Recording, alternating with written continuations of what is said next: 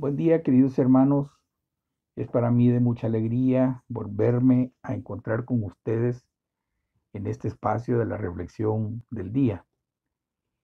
Después de habernos reunido ayer en la iglesia, en el templo, y rendirle culto al Señor, donde hemos también recordado su sacrificio a favor nuestro, tomando la mesa del Señor. Qué buen tiempo.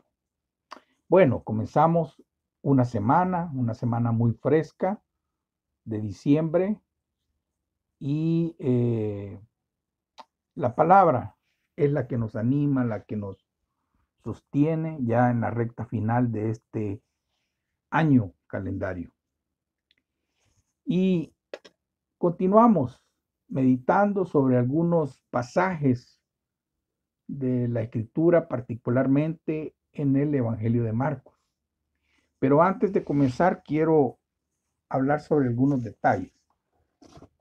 Este Evangelio sin duda fue escrito por Marcos, pero la fuente que Juan Marcos tuvo fue directamente de Pedro. Pedro, recuerde usted, uno de los primeros hombres a los que Jesús llama, a los que Jesús reta, ¿verdad? Los desafía a que lo sigan y se convierten en discípulos de él. Así que este evangelio escrito con ciertos detalles narrados por el mismo Pedro. Así que podemos encontrar una riqueza, de hecho toda la escritura, ¿verdad? Toda la palabra tiene un contenido inmenso, pero en los evangelios yo encuentro también eh, detrás de cada frase, detrás de cada palabra, detrás de cada elemento que encontramos ahí, vemos eh, cómo, cómo actuaba el Señor, cómo actúa el Señor y cómo Él sigue actuando en este tiempo. Vamos a ir a la palabra. Evangelio de Marcos, capítulo 1, versículos 40 al 45. Y dice así: vino a él un leproso, rogándole. Hincada la rodilla le dijo: si quieres, puedes limpiarme. Y Jesús, teniendo misericordia de él, extendió la mano y le tocó. Y le dijo: quiero, sé limpio. Y así que él hubo hablado, al instante la lepra se fue de aquel y quedó limpio. Entonces le encargó rigurosamente y le despidió luego. Y le dijo: mira, no digas a nadie nada, sino ve, muéstrate al sacerdote y ofrece por tu purificación lo que Moisés mandó, para testimonio de ellos. Pero oído él, comenzó a publicarlo mucho y a divulgar el hecho, de manera que ya Jesús no podía entrar abiertamente en la ciudad, sino que se quedaba fuera en los lugares desiertos y venían a él de todas partes. Bueno, consideremos algunas cosas. Veamos primero la condición del leproso. En esos tiempos, en los tiempos de Jesús, la lepra era una enfermedad incurable y muy contagiosa. Con el desarrollo de la enfermedad, el leproso se convertía en un ser repulsivo para sí mismo y también para los demás. La lepra discurría por diferentes etapas en las que poco a poco la persona iba perdiendo su aspecto humano. Los nervios eran afectados y perdían la sensibilidad, los músculos se degeneraban, los tendones se contraían, se producían úlceras crónicas en los pies y en las manos, por lo que era frecuente que perdieran sus manos o pies. Debido a la posibilidad del contagio, el enfermo era separado de su familia y de toda la vida social. Pero lo que aún era más doloroso es que la lepra hacía a las personas ceremonialmente impuras. En algún momento, este hombre habría sido examinado por un sacerdote y diagnosticado como leproso. Desde entonces estaba obligado a vivir al margen del pueblo de Dios y excluido de la vida religiosa de Israel. La escritura dice en Levítico: y el leproso en quien hubiere llaga llevará vestidos rasgados y su cabeza descubierta, y embozado pregonará: inmundo, inmundo. Todo el tiempo que la llaga estuviera en él, será inmundo. Estará impuro y habitará solo. Fuera del campamento será su morada. Levítico capítulo 13, versículos 45 y 46. Pero unido a esto, hermanos, estaba la terrible duda que se generaba en el leproso. De si a lo mejor Dios mismo también lo rechazaba. Y es que al tratarse de una enfermedad incurable en esos días y que conducía por etapas irreversibles en dirección a la muerte, este se había convertido en un muerto en vida, como diríamos hoy. Entonces el leproso se acerca a Jesús, o se acercó a Jesús. Su atrevido acercamiento al Señor en contra de la ley y a pesar de la segura oposición y repugnancia de la gente, indica que había oído o visto bastante del poder del Salvador para despertar en él una fe viva. Veamos la actitud de Jesús, contrariamente a lo que habría hecho cualquier rabino de su tiempo. Jesús no se alejó de él, sino que permitió este acercamiento. E incluso cuando llegó el momento, también él se acercó al leproso al punto, dice la escritura, al punto de tocarle para sanarle. Entonces, rogándole, dice la palabra, rogándole el leproso e hincada la rodilla, se presentó delante o ante el Señor con toda humildad, sabiendo que no merecía nada, no tenía nada que ofrecer a cambio. Y por lo tanto, él se acogía a la gracia del Señor cuando él le dice: si quieres. Y esto no nos quiere decir que hay una falta de fe cuando le dice si quieres, sino que evidencia una actitud de humildad y que depende totalmente de la gracia de Jesús. Él tenía una visión maravillosa del poder del Señor, pero aún hasta ese momento él no conocía su amor y misericordia. Cuando él le dice: puedes limpiarme, usa la palabra limpiar en lugar de curar o sanar.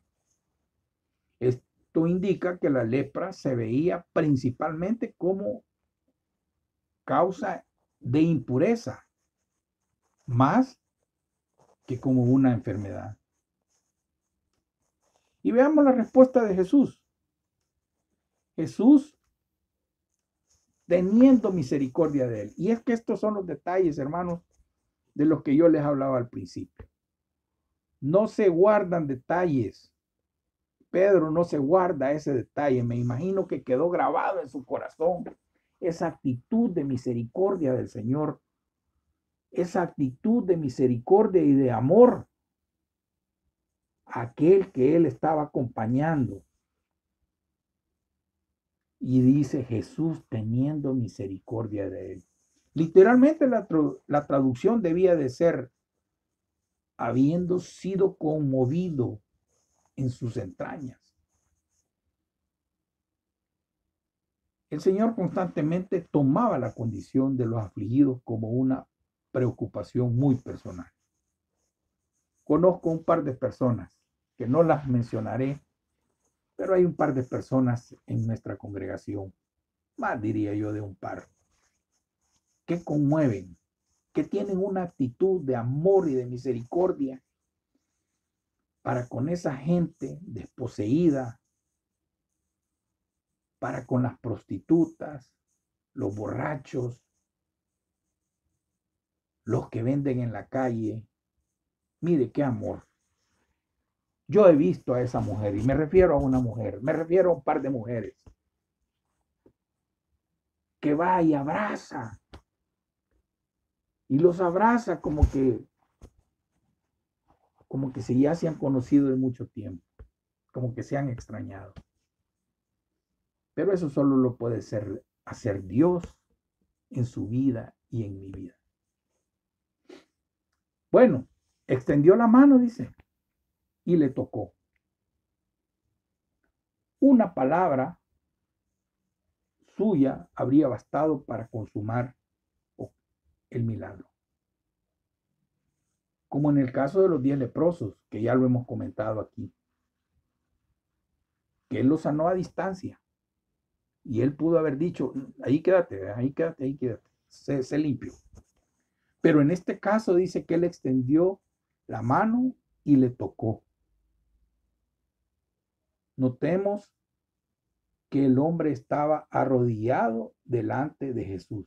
Por lo tanto, cuando dice que extendió su mano, debemos suponer también que se inclinó hacia él. Y aquí tenemos un gran contraste entre Cristo y los rabinos. Ellos, por lo general, trataban a los leprosos con bastante menosprecio, hasta tirándole piedras para que se alejaran de ellos. Pero Jesús nunca lo rechazó. En este caso, el Señor permitió que el leproso se acercara y él mismo lo tocó. Fue algo verdaderamente insólito que alguien tocara a un leproso, pues legalmente se hallaba después en la misma condición de inmundicia ceremonial. ¿Por qué lo hizo el Señor? El contacto de la mano del divino Maestro, el primero con un ser humano sano por mucho tiempo, fue la evidencia concreta de que en Cristo hubo no solo el poder, sino también el querer, de que no solo era el Salvador potente, sino que también era un amigo, alguien que amaba a la gente.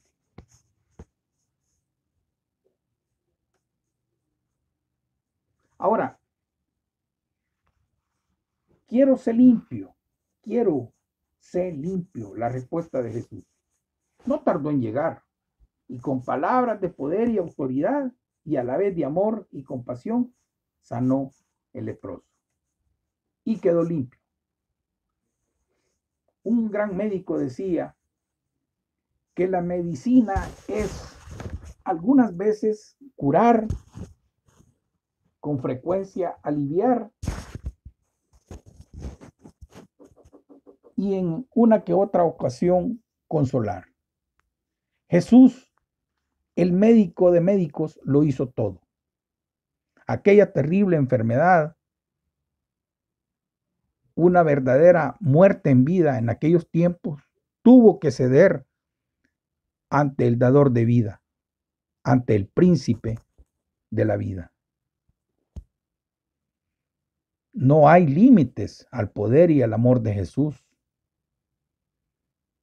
Si los hombres se pierden es porque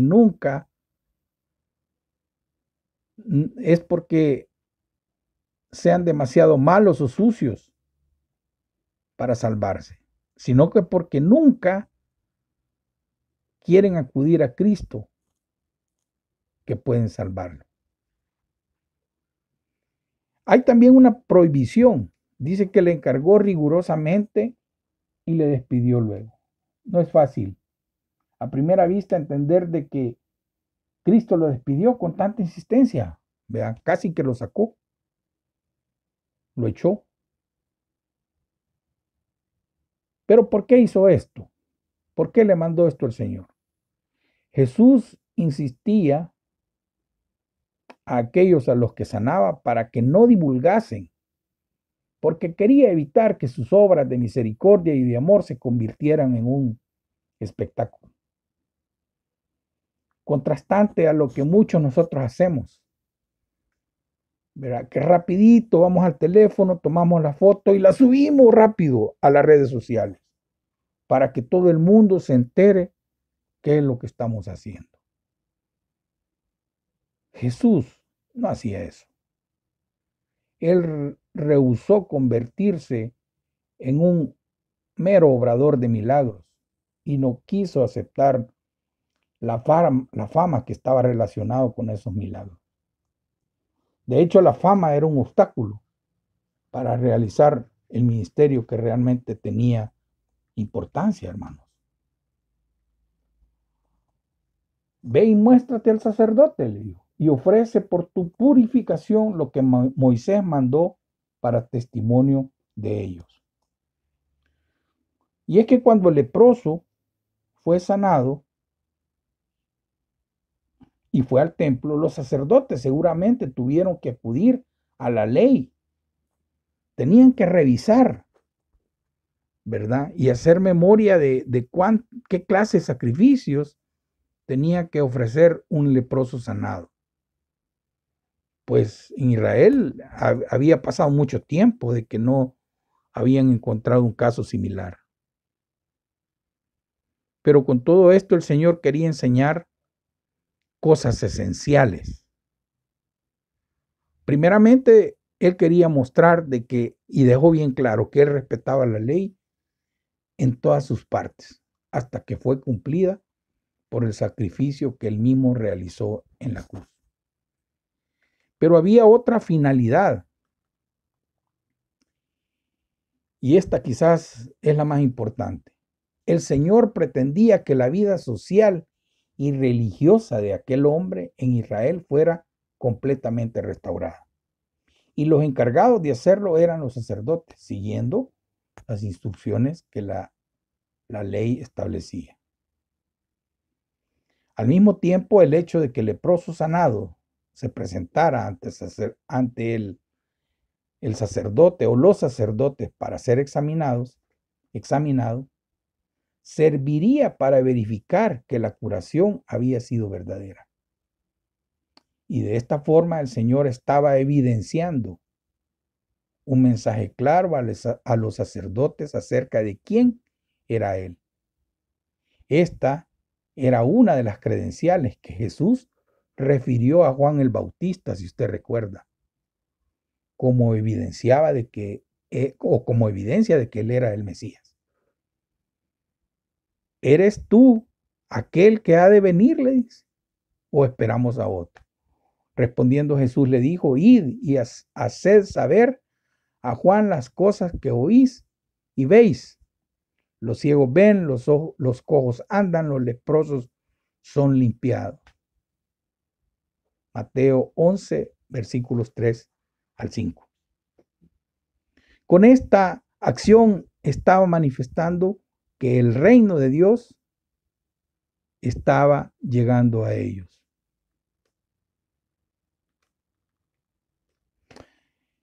Pero aquí hay una desobediencia. Dice, pero oído él, comenzó a publicar mucho y a divulgar el hecho. Ya se imaginaban ustedes las redes, ¿verdad? ¿Por qué no obedeció al Señor después de ser sanado? ¿Llegó realmente a presentarse al sacerdote? El hombre sin duda alguna tenía un ardiente deseo en su corazón de contárselo a todo el mundo. Así somos. Y lo hizo. Seguro que mientras lo hacía, daba gracias al Señor por lo que él había hecho en su vida. Pero sin embargo, hermano, la obediencia es mejor o es la mejor de las alabanzas. Nuestras buenas intenciones y deseos no justifican nuestra desobediencia. Eso debemos entenderlo. Qué irónico que antes de ser sanado, Cristo podía andar por la ciudad, pero no el leproso. Ahora que fue sanado, el leproso podía andar por la ciudad, pero el Señor no. Bueno, esto nos deja algunas lecciones. En primer lugar, encontramos que Jesús hace una obra completa. Él quiere restaurar todo, todito, todito. Restaurar nuestra relación quebrantada por el pecado. Él quiere sanarnos de veras. Él quiere librarnos. Vemos el carácter amoroso de Jesús. Y estos son los detalles, hermanos, de los que yo les hacía mención al principio. Estos detalles que hacen de Jesús digno de ser seguido, digno de amarlo, digno de conocerlo, digno de hablar de Él.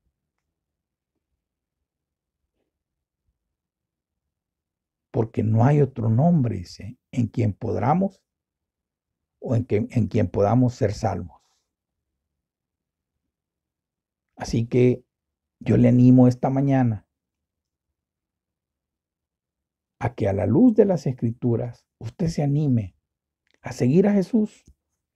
Así como Pedro se encargó de revisar estas notas y de dictarle a Juan Marcos, mira, esto pasó, esto sucedió. Así era Jesús, así actuó él. Bueno, Juan Marcos lo experimentó también, él lo vio, ¿verdad?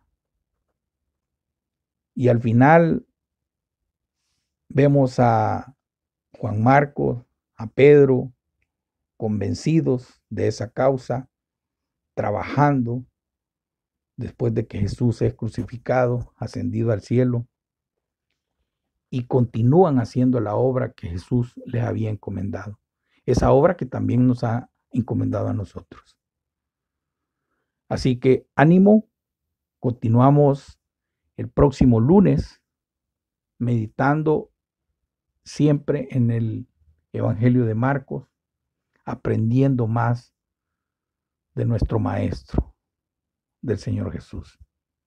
Que tenga una linda semana, que Dios le bendiga. Buen día.